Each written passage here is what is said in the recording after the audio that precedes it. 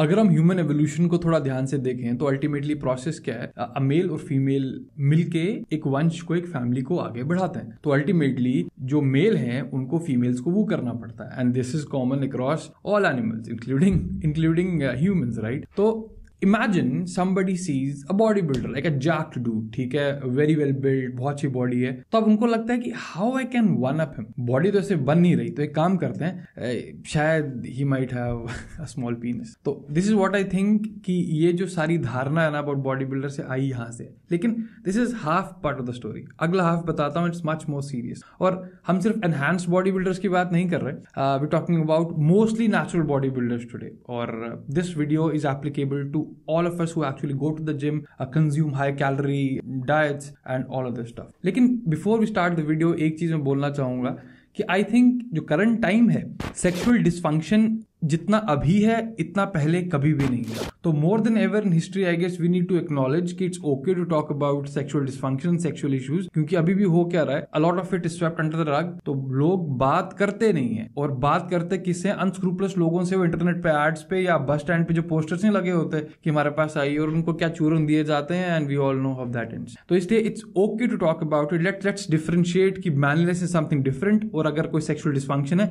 It's like just any other health issue, it needs to be addressed. लेकिन yes, the important part is जो आज हम बात करने वाले हैं, you will understand कि erection की सारी जो बॉडी में फिजियोलॉजी है होती कैसे, और इन केस अगर you're not having proper erections तो आपके हार्ट में इशू हो सकता है।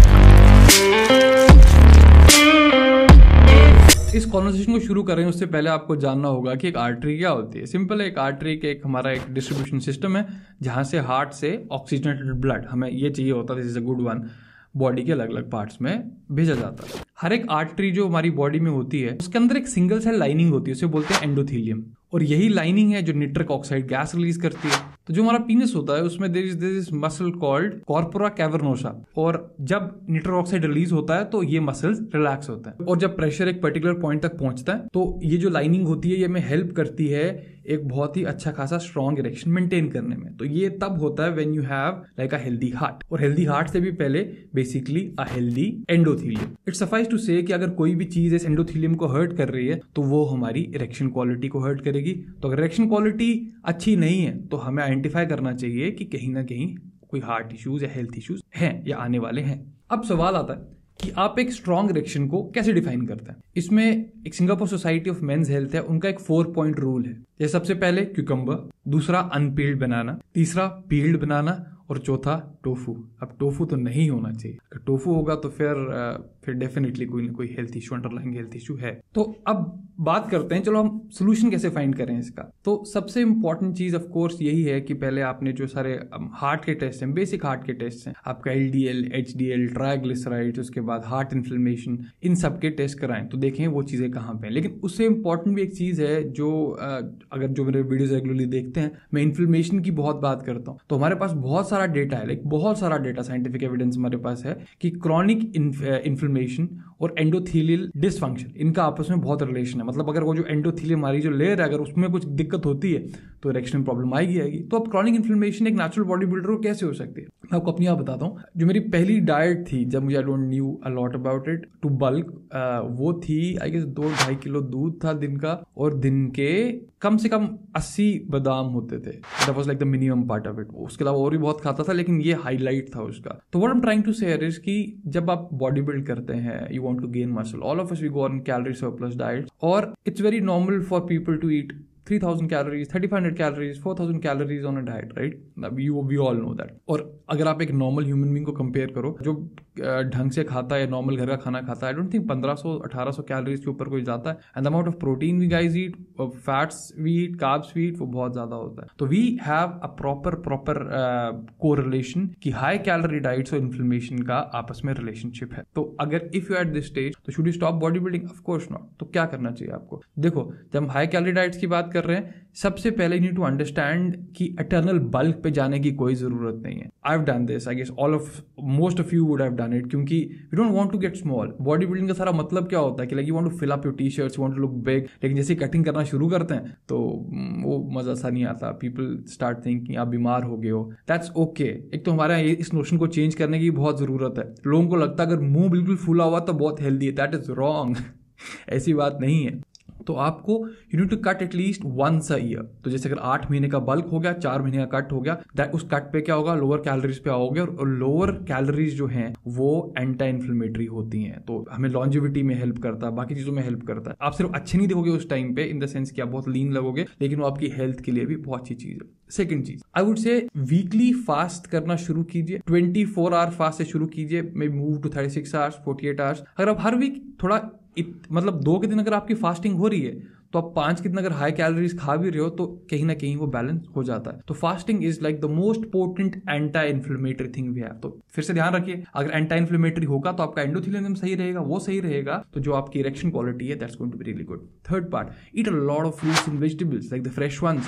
देखिए तो मल्टीविटामिन्स जो है इस प्रीमिस पे होते हैं कि आजकल फ्रूट्स वेजिटेबल्स में वो बात नहीं रही, आप एक पिल ले लीजिए and you will be good. इस चैनल पे आज तक कभी कोई मल्टीविटामिन को प्रमोट नहीं किया गया था, आगे भी होपफुली नहीं किया जाएगा until they find something which is amazing. लेकिन इसमें भी बहुत एंटीऑक्सीडेंट प्रॉपर्टीज होती हैं which again are anti-inflammatory. So inflammation is the buzzword here. In case you want to get a blood test done, जो C reactive प्रोटीन है वो आपको बता सकता है कि ओवरऑल इन्फ्लेमेशन क्या है. अब मैं नेक्स्ट पहलू पे आता हूँ, और this is kind of my forte, treating gut issues. तो in case you have gut issues या IBS टाइप की कोई भी चीज है, do contact us, will love to help you on that part. तो मैं देखता हूँ कि अगर बहुत सारे जिम्स में अभी भी क्या है कि लोग अपने ही मास गेनर बना के बेचते हैं, अपने ही सप्लीमेंट्स बना के बेचते हैं, घटिया सप्लीमेंट्स बना के बेचते हैं. आई नो पीपल जिन्होंने स्टेरॉइड्स लिए थे, उनका गट इश्यू शुरू हो गया. They have taken some non scrupulous mass gainer, उनसे उनके गट इश्यू शुरू हो गए. पता बहुत सारे जिम्स में क्या किया जाता है, खुद बड़ा सा डब्बा बना दिया जाता है, अंदर पता नहीं क्या डाला होता है, लेकिन डायनाबॉल जरूर होती है, ताकि हमें याद रहे कि सर जी ने जो है मास गेनर दिया था उस समय बहुत फर्क पड़ा था, लेकिन उससे गट इश्यूज हो गए. और गट इश्यूज हो गए तो उससे इन्फ्लेमेशन ऑटोमेटिकली बढ़ जाती है. और अगर वो ऑटोमेटिकली बढ़ जाती है